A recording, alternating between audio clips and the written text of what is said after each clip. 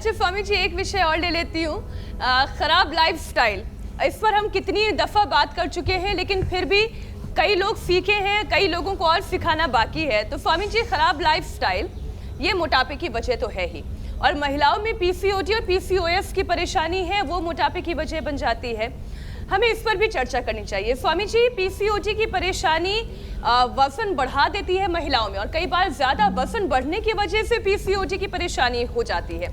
तो स्वामी जी, इसका भी निराकरण बताएं। बिल्कुल सिंपल सा उपाय है। सिद्ध कोणासन, चक्की आसन करें, सिस्टोग्रिड का सेवन करें, और देखो लाइफस्टाइल और फिर से हार्मोनल इम्बैलेंस ये तो जरूरी। जैसे अभी हुसैन जी पूछ रहे थे, दिनचर्या का भी असर पड़ता है कि सोने जागने के टाइम का भी असर पड़ता है। समय से ना खाने वाले मोटे होते हैं, कभी 12 बजे, कभी 2 बजे, कभी 4 बजे। खाने पीने का टाइम का कोई ठिकाना नहीं।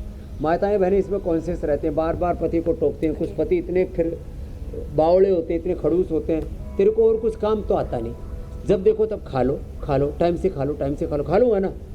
ऐसा करके लापरवाही करते हैं। तो जो असमय खाते हैं, असमय सोते हैं, असमय जागते हैं, सोने का समय रात को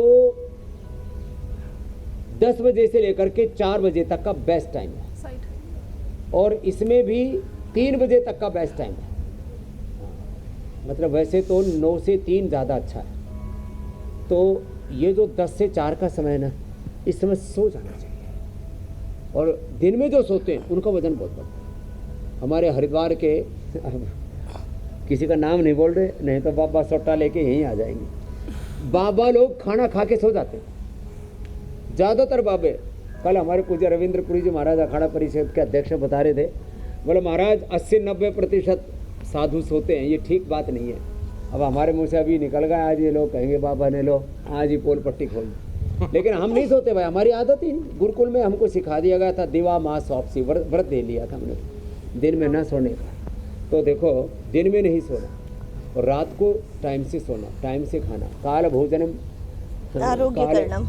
काल, समय से सोना, समय से जागना, समय से योग करना, लाइफ मैनेजमेंट, टाइम मैनेजमेंट, इसका बड़ा असर पड़ता है। फिर भी हार्मोनल इम्बैलेंस हो जाए तो जो कर सके उनको सर्वांगासन और शीर्षासन, अनुलोम विलोम करो आप लोग। ये करना चाहिए, मेधावटी लेनी चाहिए, और बादाम रोगन नाक में डालना चाहिए। लो, टाइम मैनेजमेंट अगर किसी ने सीख लिया स्वामी जी, फिर वो बड़े से बड़े काम कर सकता है। अब देखिए हमारे केंद्रीय मंत्री नितिन गडकरी ने भी कुछ दिन पहले 50 किलो वजन कम करने की बात लोगों से शेयर की थी, और वेट लॉस उन्होंने रोजाना 3 घंटे योगाभ्यास करके हासिल किया। और स्वामी जी, मोटे लोगों की सांस भी देखिए फूलती है। तो योग के बाद अब बारी प्राणायाम की आ चुकी है, तो प्राणायाम के जरिए जो बहुत भारी भरकम लोग हैं वो पावर योगा तो कर नहीं पाए होंगे, तो प्राणायाम के जरिए जरा उनका कुछ भला कर दीजिए। ये ठीक आपने, नितिन गडकरी साहब के साथ हमारे भी लगभग 25-30 साल पुराने संबंध हैं। उनको कहता रहता मैं बार बार, गडकरी साहब थोड़ा प्राणायाम करो, योगाभ्यास करो, तो हंस के टाल देते थे। लेकिन अभी सीरियसली उन्होंने किया, थैंक यू। और वो भी हमारे देश की एक विभूति हैं, विरासत हैं, देश की एक बहुत बड़ी संपदा है। और वैसे तो हर व्यक्ति राष्ट्रीय संपदा है। हम सब क्या हैं बोलो? नेशनल एसेट्स हैं। क्या हैं बोलो?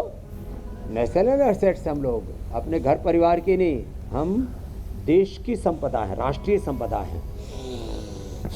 हमें अपने आरोग्य का ख्याल। एक परिवार आपके बिना सोना हो सकता है, आपके बिना माँ बाप की आंखों में आंसू हो सकते हैं, आपके बिना बच्चे अनाथ हो सकते हैं, आपके बिना आपका घर, आपका ऑफिस, आपकी फैक्ट्री, उसमें हजारों लाखों और हमारे जैसे लोग हैं, वो तो करोड़ों लोगों की प्रेरणा के स्रोत हैं। तो भाई हमको इस बात का ध्यान रखना कि मुझ पर आश्रित या मुझसे जो करोड़ों लोग प्रेरणा ले रहे हैं, मुझे उनको निराश नहीं करना, मुझे रोगी नहीं होना। इसलिए रोज़ मुझे भस्त्रिका करना है, रोज़ कपालभाति करना है, रोज़ अनुलोम विलोम करना है, भ्रामरी उद्गीत करना है, और मोटापा के लिए तो उज्जाई भी करना है।